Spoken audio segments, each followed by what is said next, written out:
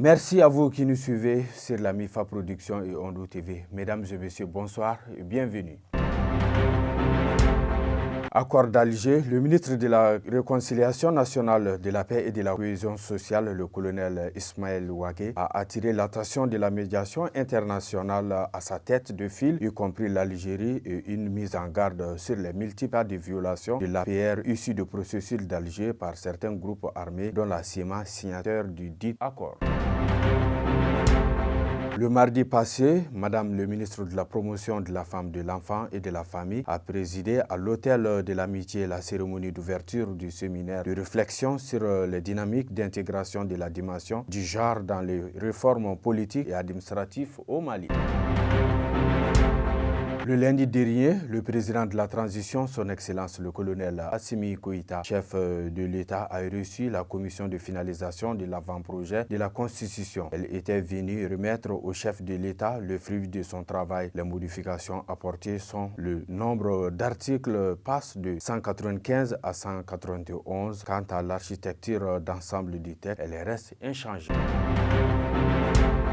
Les populations de la commune de Mahou ont barricadé la route nationale qui relie le Mali au Burkina Faso en passant par Kouri jusqu'aux satisfactions de leur doléance de rattachement au cercle de Kouri après l'échec des marches administratives jusqu'au niveau de l'État.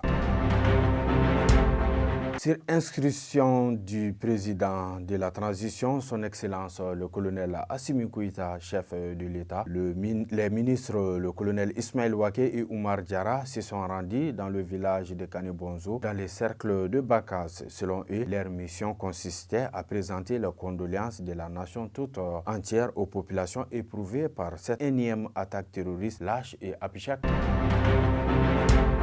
Des tirs d'obus ont visé le mercredi passé le camp de l'armée malienne d'Archaran sur la route de Goundam, région de Tombouctou. Le bilan fait état de 2 morts et plusieurs blessés, dont 3 graves, selon des sources locales. Les mêmes sources expliquent qu'avant cette attaque, le groupe de soutien à l'islam et aux musulmans avait menacé les habitants de s'éloigner d'au moins 10 km du camp. Depuis une semaine, les populations proches de la zone avaient commencé à vider les lits.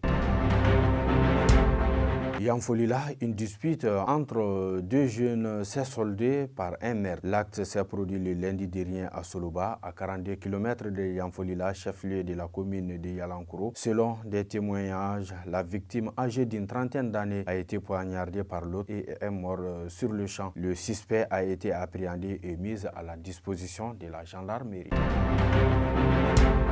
2 femmes ont été assassinées dans le village de Kunga, commune de Boura, dans le cercle d'Assongo, région de Gao. Ces meurtres ont été commis par des présumés terroristes le lundi dernier. Les sources indiquent que les assaillants étaient venus à la recherche des hommes qui avaient pris la fuite. Ils ont donc tiré à bout portant sur les 2 femmes dont l'une était en état de grossesse.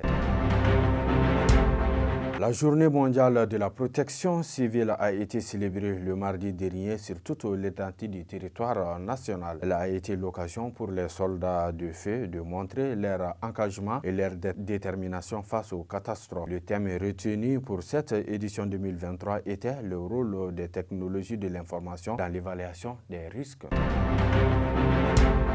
Madame le ministre de la Promotion de la Femme, de l'Enfant et de la Famille a reçu le mercredi passé une forte délégation de l'Association des femmes des camps dans le cadre de la préparation des activités de 8 mars qui se tiendra cette année sous la présidence du président de la transition, son Excellence le colonel Assimi Goïta, chef de l'État. Au Mali, lorsque les femmes s'engagent, les obstacles deviennent des opportunités. Voilà, fin donc de ce flash qui vous a été préparé et présenté par Cheikh Bougadari Maghasouba. On se donne un rendez-vous à la semaine prochaine sur Blog Radio, à la bénisse le Mali.